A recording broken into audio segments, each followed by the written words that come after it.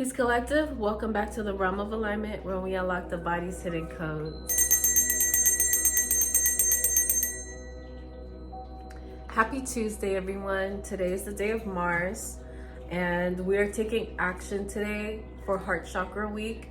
So this is day 2 of week 5. Week 4, right? Yeah, it's week 4. So day 2, week 4. We're in Heart Chakra Week, and Tuesdays we take action on the work that we've been doing. Okay, so this video is not going to be long because we're going to do a very important exercise. Now, if you watched yesterday's video for Moon Day, I did mention that if you need more time to work through the things that we are moving into day to day, and you need to take a couple of days, a few days, maybe a week to focus on moon day, like something that we did for Moon Day or Tuesday or a Thursday or a Friday, please do that. This is not about rushing. I'm just getting the videos out because I have a schedule, but when it comes to your healing and the work that you're actually doing, take your time. Don't feel rushed, and really be patient with yourself. Okay, that is extremely important. So that's why I keep repeating it. So today is one of my favorite exercises. I did this a while back, maybe in 2022, where I had a class and my students were my mom and sisters. And when we got to Heart Chakra Week, this was a very pivotal point for us because we worked through the forgiveness exercise together and found some very interesting things that we were able to uproot and talk about, things that were, way back in childhood days, and even understanding each other on a different level, understanding some of the things my mom was experiencing as well that I never knew about. So this exercise is going to call for us to really be in the energy of accountability, because the forgiveness isn't just about, how people did you wrong. This is more so internal and how you showed up in other people's lives. Okay, so first let's talk about what forgiveness looks like and completing a bucket list of forgiveness and acts of forgiveness. So forgiveness, period, bottom line for me is changed behavior. That's forgiveness. When you forgive somebody, you know that you forgave someone, or you forgave yourself because there's changed behavior behind it. So however you were moving towards the individual, or however you were treating yourself, that changes and it balances out. It becomes more harmonious. So for example, you might have a person who did you wrong, and you told yourself, maybe you even had a conversation with them, everything is cool, we're all good, we can move forward. But then every time that person shows up, you have a visceral reaction. You're kind of internally triggered. You kind of feel a weird kind of way, and then it subconsciously causes you to treat that person a certain type of way you may not be aware of. So then now this is where we have to go back to whatever that is and check it out, so we can understand why exactly we are feeling the way that we're feeling towards the people we claim we forgave. Okay, now, sorry, I just had to fix that a little bit. Okay, so as we move into this space of really tuning into our hearts, keep in mind your heart chakra is holding on to some of the heaviest traumas you can possibly think of. So this isn't going to be as easy as 1, 2, 3. Okay, thinking about how you can change your behavior towards either yourself or someone else you believe you already forgave is necessary, because you are the one who's holding on to the burden when you don't release what you're holding on to, in terms of not forgiving a person, place, or thing, or yourself.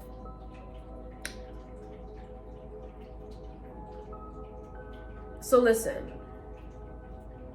here we're gonna make a bucket list of different acts of forgiveness, and think about how we can show up differently.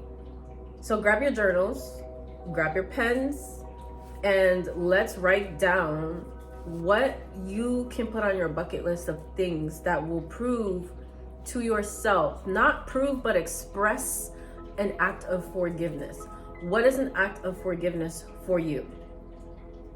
Now, for me personally, my act of forgiveness looks like in one way.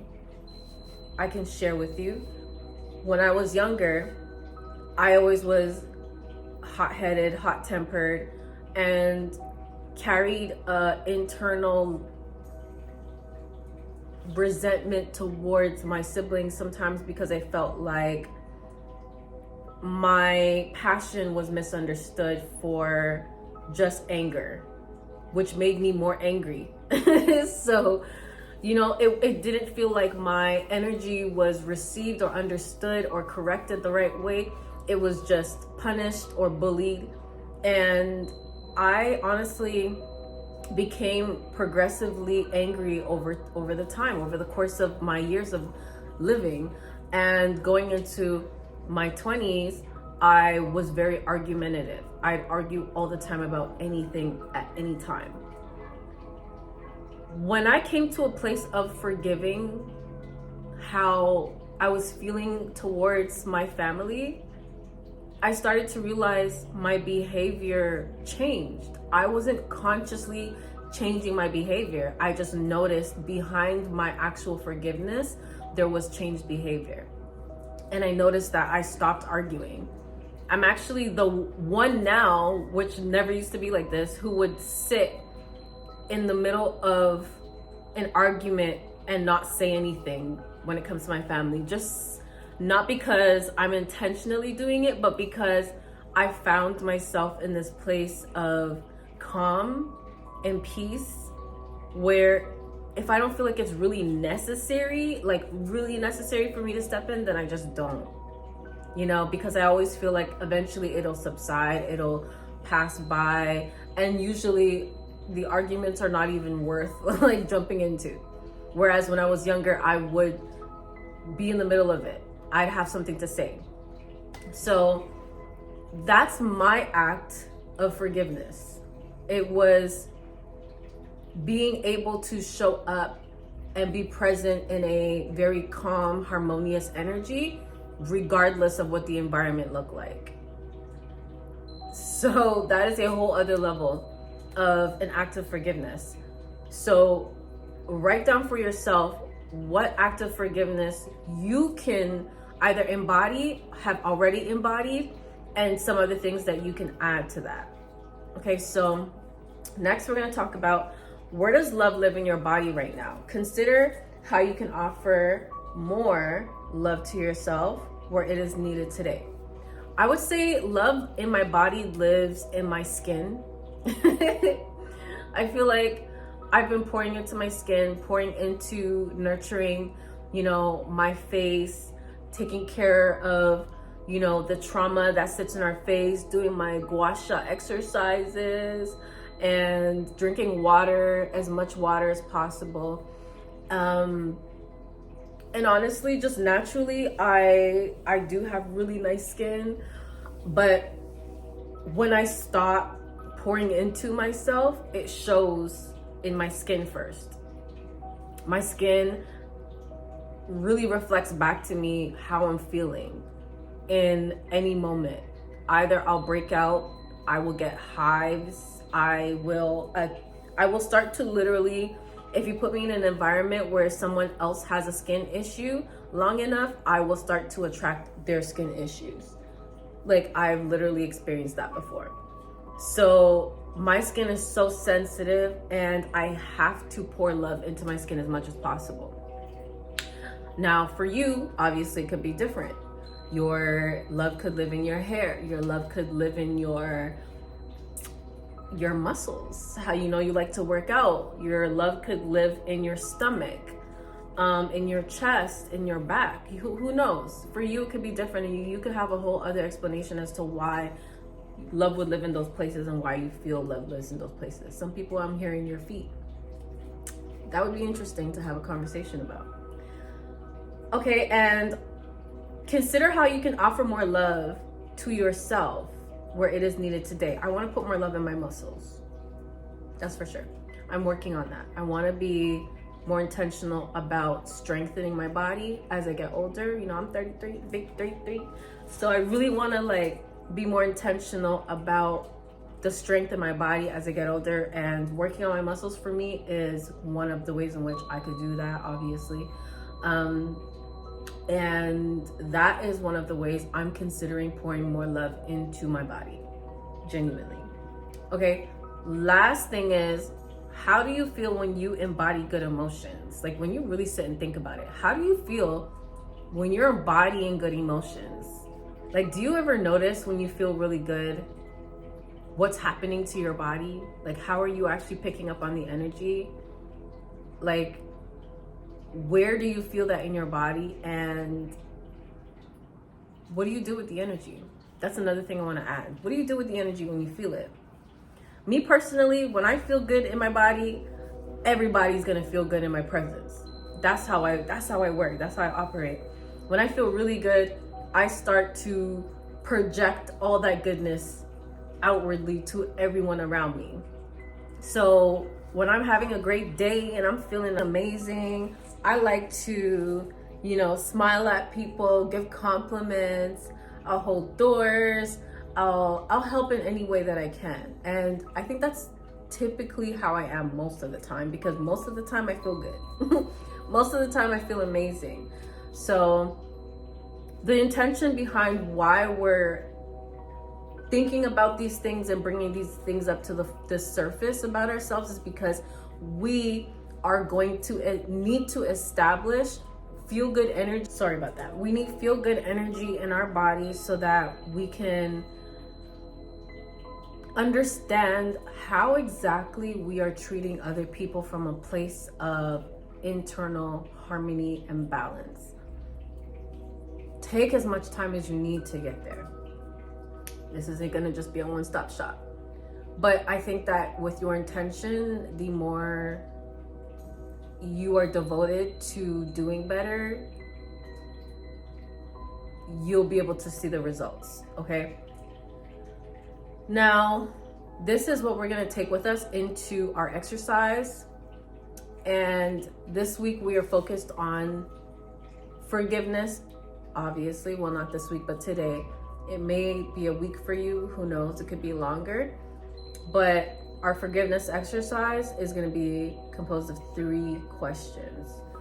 What forgiveness sounds like, what forgiveness looks like, and what forgiveness feels like. Now, because today's a day of action, we're going to take action with this forgiveness exercise. Now, what does forgiveness sound like?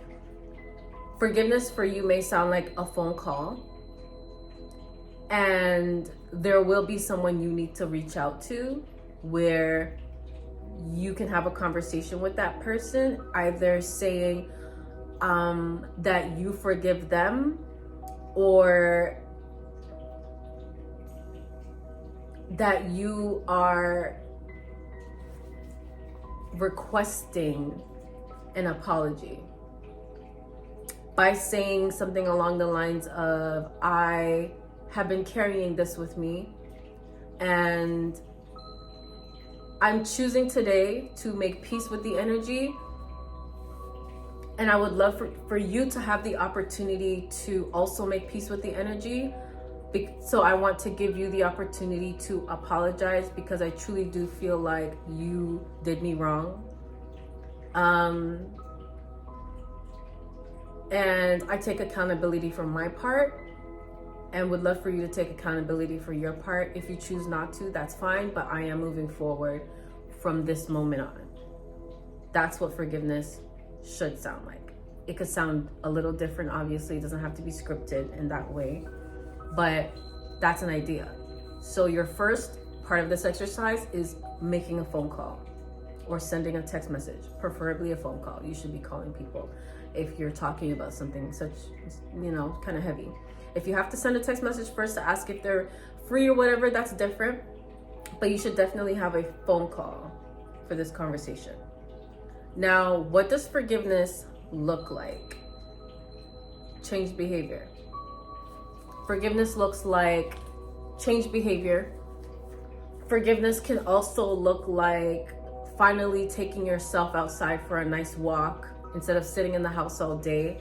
That's a form of forgiving yourself. It can look like choosing to eat healthy. It can look like choosing to drink more water. Forgiveness for yourself can look like showing up for yourself, setting a goal, and actually showing up for yourself. That's probably going to be one of the hardest things when it comes to self-forgiveness, because ultimately your internal reality is mirrored back to you externally.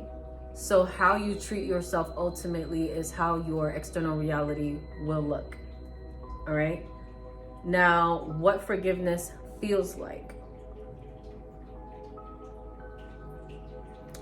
What forgiveness will feel like is going to vary between all of you, between all of us. But I do believe that freedom for me felt like sovereignty, internal sovereignty. It felt weightless, not burdensome at all. It felt responsible and it felt like unconditional love, because ultimately choosing to forgive people, even when you're in a place where you feel like, how could I ever? But you choose to do it anyways, is a high level form of self-love. It is the highest level act of self-love and self-kindness. So take your time with this exercise, because some of you may be holding on to some heavy trauma and forgiveness surrounding people who really did you wrong. But there will need to come a time where holding on to that energy can become cancerous, so that you'll have to actually learn to release it. You'll need to learn to release it at the end of the day. You are actually doing yourself justice by deciding to release whatever it is that was imposed upon you and whatever traumas you've internalized. Okay, so I'm gonna leave it there. Please take with you all of these questions, work on them, and take as long as you need to. Come back to whenever you need to come back. Come back whenever you're ready for day 3, which is Thursday, the day of expansion. We'll lighten the load just a little bit. Let me see. Is it gonna get lighter?